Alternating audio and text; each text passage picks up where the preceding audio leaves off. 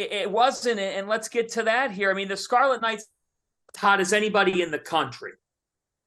The Scarlet Knights have been as hot as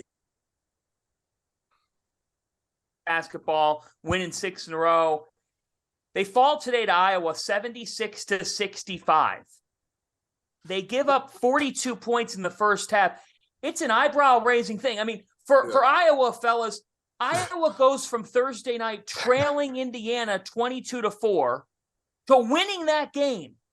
And then today shows up to Piscataway, and they really command Rutgers in a building that's very, very difficult to win in. John, you've got thoughts on this. It's the Big Ten is just, I mean, what is the Big Ten? I mean, you got Iowa, Illinois sitting at the bottom. You got, I don't know what's going on. And we kind of wrote Iowa off, right? Like, all right, they're done. And now they're right back in the mix. A team that looks like they're on a trajectory upwards, kind of in the rankings and the standings of the Big Ten. I think it shows how mental the game is. You got a guy like Sanford who comes in. He hasn't been shooting the ball all this year. He's known for being a knockdown shooter. I think he's shooting like 20% coming into the game. He sees a couple fall against Indiana, and then today against Rutgers, he just goes off and, just shows the mental aspect of the game. And he was super hyped up. But Iowa looked like, they were the first team that I saw that just didn't look uncomfortable against Rutgers defense. It felt like they were kind of always ahead in terms of the scheme, right? Where Rutgers always seems to be the opposite with RU, where they're just kind of making everybody super uncomfortable.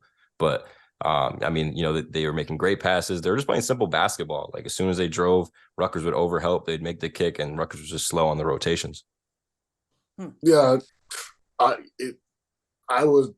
can't figure them out. What are they? You know what I mean?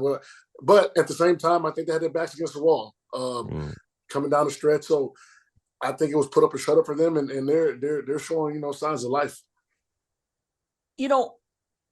For both of you having played, like I'm curious, when you've been on a winning streak, like Rutgers was on, does the streak ever result in, I don't want to say complacency, but there's no question Iowa knew what Rutgers had been doing over the last couple of weeks. So it didn't take any, like Rutgers isn't sneaking up on anybody anymore. I mean, let's just face it, they're not. And I'm wondering if that plays a part. Like they do say, there's that saying, timing is everything. How big is that when you're in a league where you know each other so well? Or is it something different? That's a good point, right? Purdue didn't go, teams weren't going in New Jersey like, it's going to be a tough night for us with this Rutgers team at home. But now they made some noise. They got some momentum. So I would probably was a little more, they sat up in their chairs a little more when they were watching film on Rutgers, and they know what they're doing, and they came in on point. And now Rutgers has to learn that, hey, look, you guys kind of have the target on your backs now.